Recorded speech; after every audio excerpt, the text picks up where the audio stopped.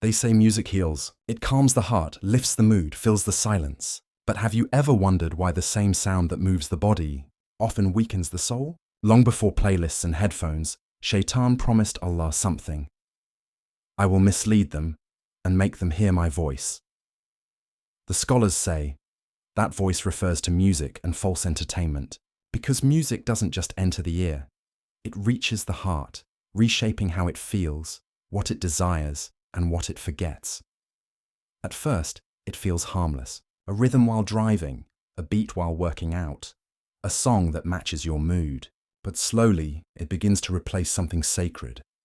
Silence. The silence where remembrance of Allah used to live. Allah created sound for purpose. The Qur'an, the adhan, the dhikr, the voices that call us to Him. Yet today, most hearts beat to lyrics that glorify sin, ego, and desire. They plant ideas of love without marriage, pride without humility, pleasure without limits. And they replay them hundreds of times until the soul starts to believe them. Music is powerful because it bypasses reason. It doesn't ask permission to enter. It goes straight to emotion. And once the heart learns to feel through melodies that ignore Allah, it stops finding beauty in His words. That's why the Prophet warned, among my ummah will be people who make permissible adultery, silk, alcohol, and musical instruments. Sahih al-Bukhari. He didn't say people would abandon Islam. He said they would justify what's forbidden, wrapping haram in words like expression, art, therapy. And isn't that what we see today?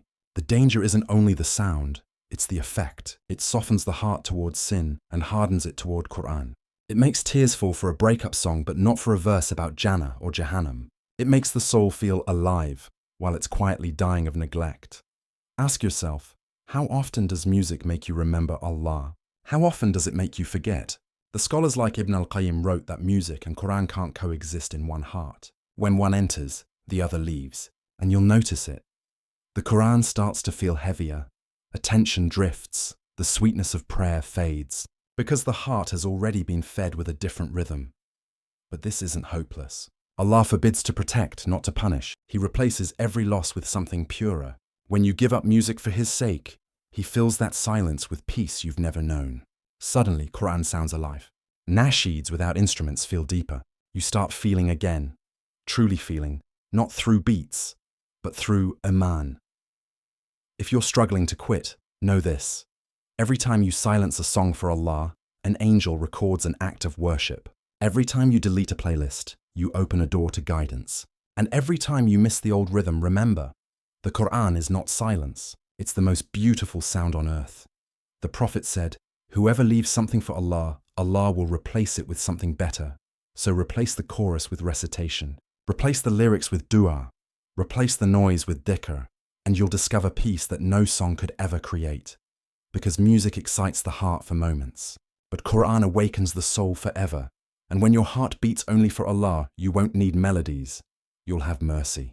You won't chase sound. You'll live in remembrance.